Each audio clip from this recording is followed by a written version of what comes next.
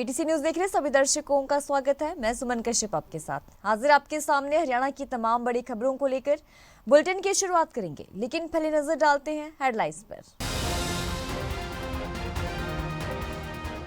Ambala cantt bus stand पर हमारी आस्था foundation ने खोली 5 रुपए में थाली की कैंटीन। मंत्री अनिल विज ने किया उद्घाटन, कहा मेरी किसी से कोई भी नाराजगी नहीं। जींद में किसानों ने दी केंद्रीय बजट को लेकर प्रतिक्रिया। किसानों ने बजट को ऊंट के मुंह में जीरा बताया, कहा अब कोई किसानों की आवाज नहीं उठाता। यमुनानगर में प्लास्टिक के गोदाम में लगी आग, शेड में वेल्डिंग करते समय गिरी चिंगारी से लगी आग, दूर से ही दिखाई दे रही थी आग की लपटें। फरीदाबाद में रोड़ी से भरा ट्राला बिजली के खंभे से जा टकराया, खंभे से टकराने के बाद ट्राले में लगी आग, हादसे में ट्राला ड्राइवर की जलकर मौत। आईआईटी बाबा के नाम से मशहूर अभय सिंह के टीचर से खास बातचीत। सतबीर सिंह ने कहा पढ़ाई में अभय था अव्वल, अभय की स्मरण शक्ति भी गजब थी।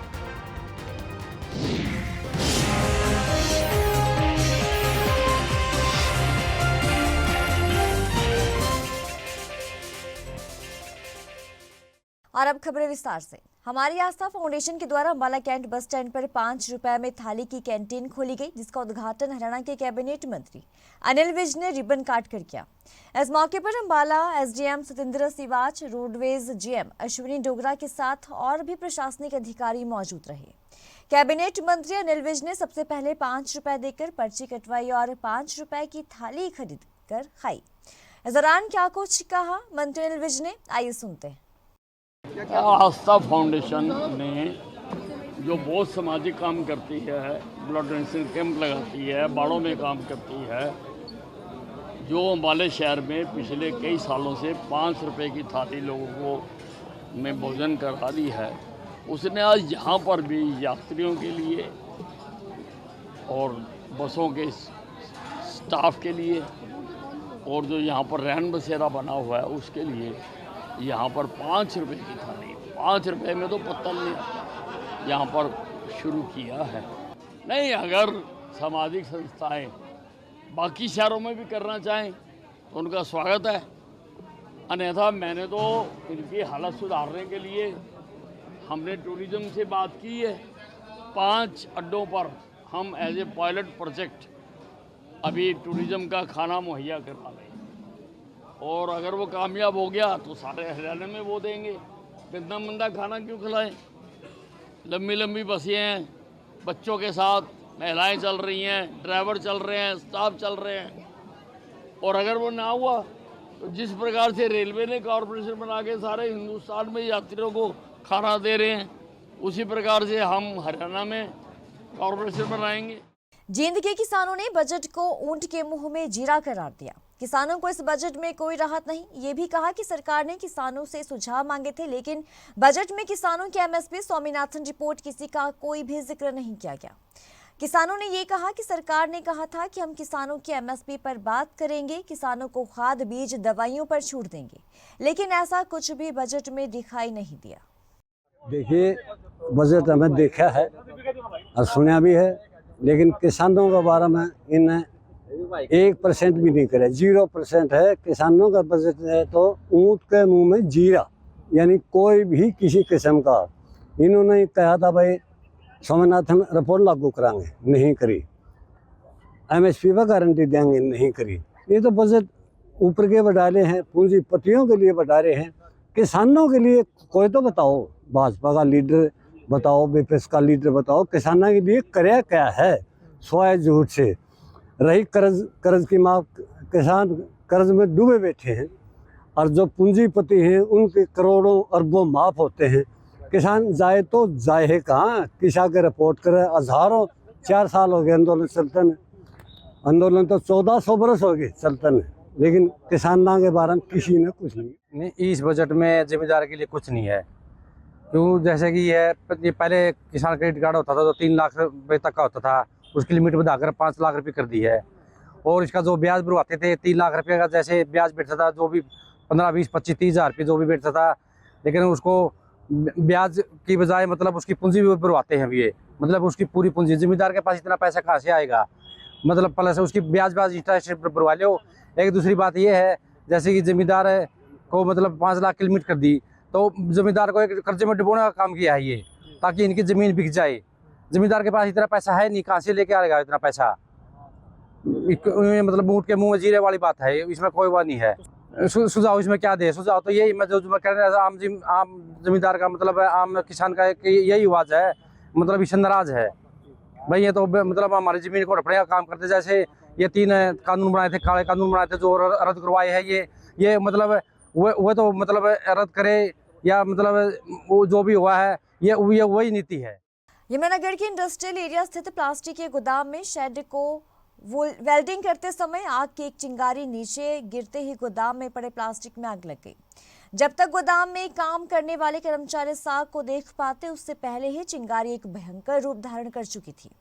इस मामले की तुरंत सूचना एक तरफ फायर ब्रिगेड को दी, दूसरी तरफ पुलिस को भी आग लगने की सूचना पहुंच गई।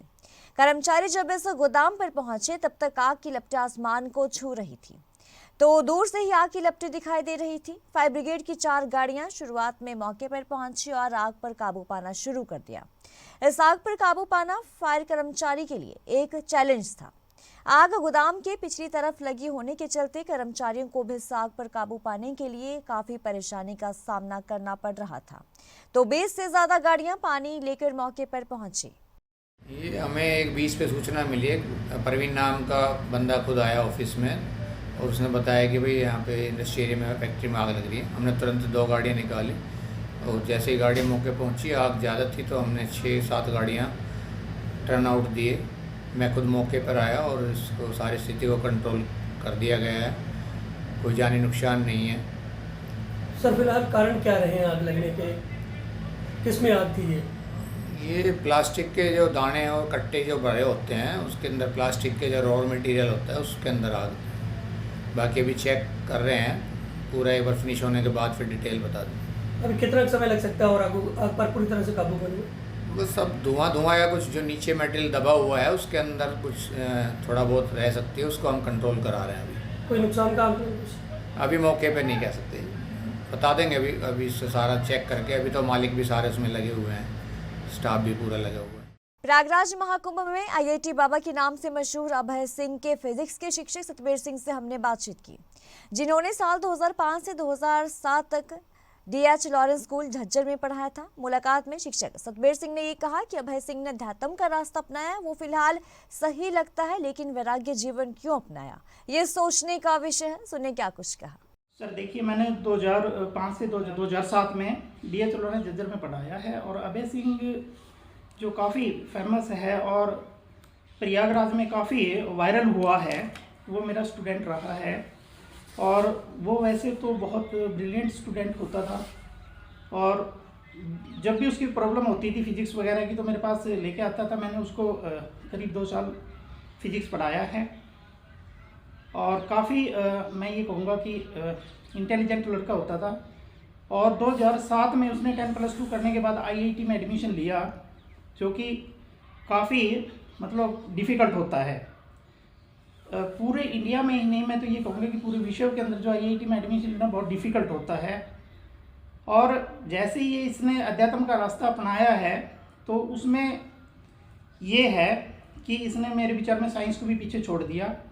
क्यों? क्योंकि इसने इतना पढ़ने के बावजूद भी, अपने आप को बिल्कुल इतना इस्टेब्लिश करने के बावजूद भी, इसका जो पैकेज है जैसा कि सुनने में आ रहा है 36 लाख रुपए एनम होता था, तो वो इतना अच्छा पैकेज छोड़ने के बाद भी ये अध्यात्म के रास्ते पे आया है, तो ये बहुत ही गहरा विषय है। दिल्ली चुनाव पर बोलते हुए केंद्रीय मंत्री मनोहर लाल ने कहा कि अब की बार दिल्ली के अंदर भारतीय जनता पार्टी की सरकार बन रही है, तो वहीं पूर्व मुख्यमंत्री अरविंद केजरीवाल यमुना के पानी को लेकर झूठ की कोई सीमा नहीं है, वो झूठ बोल रहे हैं।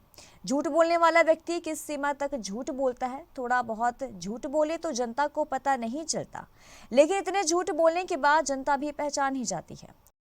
सरस्वती मेला जो प्राय हर साल ये हम कार्यक्रम उसका करते हैं, तो आज ये सरस्वती मेले का कार्यक्रम का समापन आज हुआ है। यहाँ बहुत से और भी महानुभाव पहले आए हैं। हमारा इतना ही कहना कि सरस्वती नदी एक हमारी प्रेरणा का एक स्रोत है। समाज जीवन की जितनी महत्वपूर्ण रचनाएं हैं, जितना साहित्य लिखा गया है, वो सरस्वती नदी के किनारे लिखा गया है। मान्यता यहाँ तक है कि 4 वेदों में से 3 वेद सरस्वती नदी के किनारे ही लिखे गए हैं। और प्राचीन काल में जैसे अन्य हमारी नदियाँ, पवित्र नदियाँ हैं, गंगा है, यमुना है, इसी प्रकार से सरस्वती नदी का भी एक स्थान बहुत महत्वपूर्ण होता था। कालांतर में ये लुप्त हो गई। पहाड़ों में इसका जो पानी है वो डाइवर्ट होकर के बाकी नदियों में चला गया।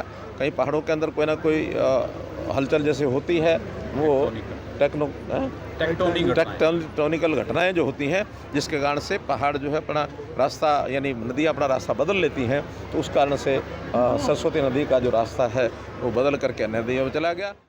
फरीदाबाद में गुरुग्राम रोड पर मागर पुलिस चौकी के पास रोड़ी से भरा ट्राला बिजली के खंभे से जा टकराया, जिससे ट्राला के अगले हिस्से में आग लग गई। इस हादसे में ट्राला ड्राइवर की जलकर मौत हो गई।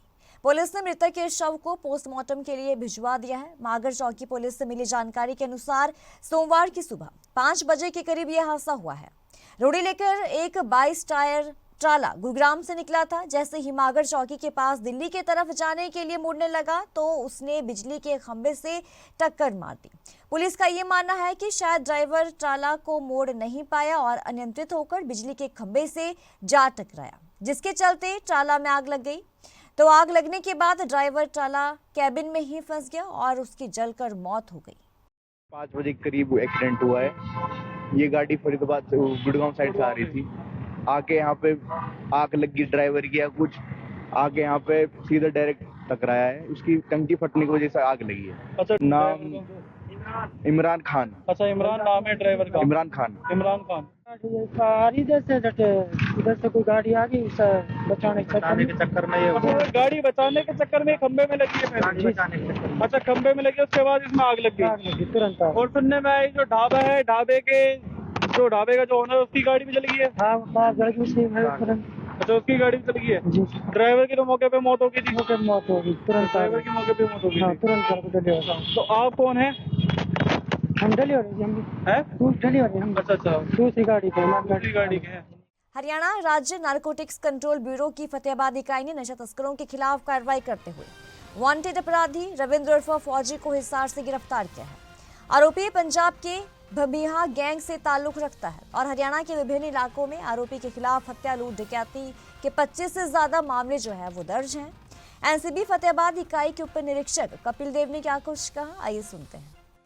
समूचे हरियाणा में नशा तस्करों के खिलाफ विशेष अभियान नशा मुक्त हरियाणा, नशा मुक्त भारत के तहत कार्रवाई के तहत एएसआई सूर्यकांत में टीम के साथ बरवाड़ा मौजूद थे।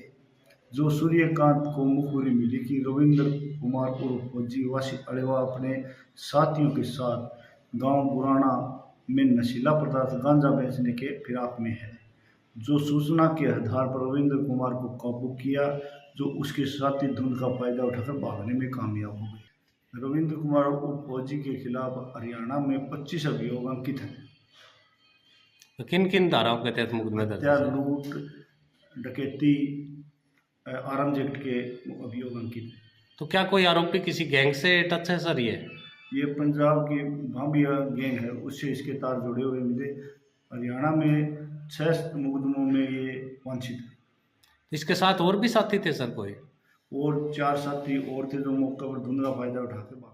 अवैध रूप से हो रहे खनन और जल दोहन के मामले में जहां गांव रामलवास के ग्रामीण 5 माह से विधानसभा चुनावों का बहिष्कार करने के बाद भी धरने पर डटे हुए हैं, तो वहीं प्रशासन की बेरुखिया खनन माफिया का हठधर्मिता का भी दंश झेलने को ग्रामीण मजबूर हैं। अवैध खनन जल दोहन से परेशान ग्रामीणों ने अब आत्मदाह करने की चेतावनी देते हुए अपना दर्द बयां किया है।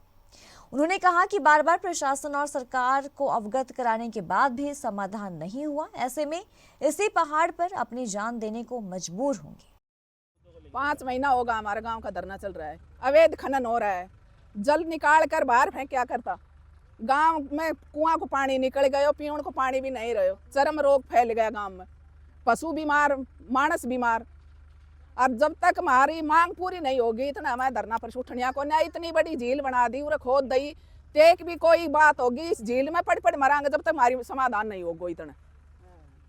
और सरकार हमारी इतनी भी सुनवाई नहीं कर रही। सारी ठेकेदार का पलड़ा में बात बोल रही, हमारी कोई सुनाई नहीं हो रही। 5 महीने से बैठे समय, गर्मी चली गई, बारिश चली गई, सर्दी चली गई, बताओ। इस बुलेटिन में इतना ही। खबरों की ज्यादा अपडेट के लिए बने रहिए हमारे साथ।